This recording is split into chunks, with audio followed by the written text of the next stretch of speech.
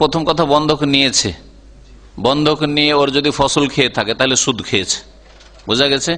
বন্ধকের সিস্টেমটা আল্লাহ হেফাজত করে। এই কত হারাম খেয়ে যে লোকেরা চলে গেছে সুদ খেয়ে, আল্লাহ পাক ভালো জানে কেমন করে এটাকে এরা জায়েজ করে নিয়েছে, অথচ সুদ হারাম। আর সুদের বিরুদ্ধে আল্লাহ পাকের যুদ্ধের ঘোষণা আছে। আমার মনে হচ্ছে বালা মুসিবত আযাবের এটা একটা কারণ। এত কেন মানে সমাজকে কামড়িয়ে ধরেছে এই বন্ধকের, এই সুদে, হারাম এটা। সুতরাং বন্ধকের নামটাই উঠিয়ে দিতে, বন্ধক বলে কিছু নাই। ইসলামে আছে জমি ভাড়া নেওয়া, এজারা আছে, আর জমি আদি করা, কি আদি করা আছে, অর্থাৎ মেহনত করবেন, পরিশ্রম, চাষাবাদ করবেন জমির মালিকের জমি নিয়ে, আর তারপরে যার উপর ইত্তেফাক, আমাদের আঞ্চলিক ভাষা আমার আদি করা বলি, অর্ধেক দিত সেই জন্য। অর্ধেক না, যদি 3 ভাগের 1 ভাগ হয়, যে ভাই আজকাল আমার মেহনতে খরচা বেশি হয়ে যাচ্ছে, 2 ভাগ আমি নেব, আপনি 1 ভাগ নেবেন জমি, আল্লাহ অসুবিধা নেই, বোঝা গেছে। এই দুটো তরিকা জায়েজ রয়েছে। আমার বন্ধকের বিধানে আলোচনা করেছি। আর না হয় জমি ভাড়া নিয়ে নেন, যেমন ঘর ভাড়া নেওয়ার পরে আপনি থাকেন, আর নয় 6 মাসের ছুটি চলে যান দেশে, আপনি কি বাসার মালিককে বলতে পারবেন যে আপনার ঘরে থাকিনি, ভাড়া কি করে দেবো? ভাড়া নিয়ে আপনি রেখেছেন, বুক করে রেখেছেন, ঠিক না? তো ওই রকমের জমি ভাড়া নিয়ে আপনি 1 ফসল করেন, 3 ফসল করেন, আর নাই করেন, আপনি খালি রেখে দেন।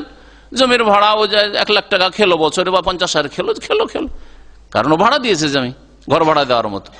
আর তৃতীয় হচ্ছে বন্ধক, যে টাকা ধার নেওয়া, টাকা ধার নিয়েছে, ওর এগেইনস্টে আপনি এখন বেনিফিট চাইছেন, যে আমি কিসে ধার দেবো, আমার টাকা কি বাঁধা? এই যে টাকা বাঁধা না, এটা সুদখোর। টাকা বাঁধা না, তাহলে কি করব? আপনার জমিটা আমার কাছে রাখেন, জমির ফসল আমি খাচ্ছি, আর আপনি টাকা দিয়ে আপনি লাভবান হন, যেদিন টাকা ফিরিয়ে দিবেন জমি ফিরিয়ে দেবো, আর আমি আপনার ফসল খেতে থাকবো। এই ফসলটা, আর ওই যতটা টাকা দিয়েছিল টাকাও নিল আর ফসলটা খেলো, এই যে ফসলও খেলো আর টাকাটাও পুরো ফিরিয়ে নিল, তো অতিরিক্ত ফসলটা এটা সুদ নয়? এটা নিঃসন্দেহে সুদ। সুতরাং বন্ধকের সিস্টেমটাই A to Z হারাম। শুধু হারামই না, এটা সুদ, এটা সুদ, এতে কোনো সন্দেহ নেই, কোনো রাস্তা নেই এটার। কেন বন্ধক? বন্ধক তো মানুষ রাখে, শরীয়তে বন্ধক কিসের আছে? বন্ধক আছে মাল সামানের। অলংকার বন্ধক রাখেন, আমার আয়ত্তে থাকলো, কবজাতে থাকলো, তুমি টাকা দিবে, তারপর তোমার অলংকার নিয়ে যাবে।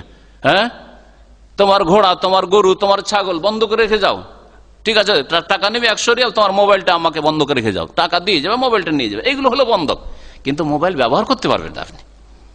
কিতাব বন্ধক রাখা যেতে পারে, ঠিক আছে ভাই, এই টাকা 10 রিয়াল লাগবে, কিতাবটা রাখেন, টাকা 10 রিয়াল আমি ধার নিলাম, আপনাকে দেবো, কিতাব ফিরিয়ে নিয়ে যাবো, কিন্তু কিতাব আপনি পড়তে পারবেন না, আপনি হেফাজতে রাখবেন। আপনার বিবিকে অলংকার পরাবেন, বন্ধক রেখেছেন, সেজন্য এইটাই যদি সুদ হয়, তো এই এতগুলি ফসল খাওয়া কি করে জায়েজ হলো? এই বন্ধকের লানত থেকে, অভিশাপ থেকে দেশকে মুক্ত করেন, জাতিকে মুক্ত করেন। কথা বুঝতে পেরেছেন? হারাম।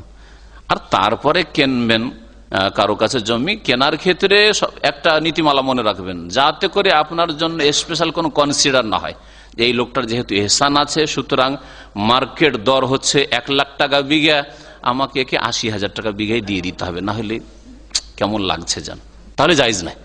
এইরকম ব্যবসায় জায়েজ নাই। বাজার দর যদি দাম হয় তাহলে ঠিক আছে, আর যদি চক্ষু লজ্জায় বা আপনার এহসান অবদান আছে সেই জন্য আপনার জন্য যদি সস্তা করে, তো এটা জায়েজ নাই। এইরকম ব্যবসা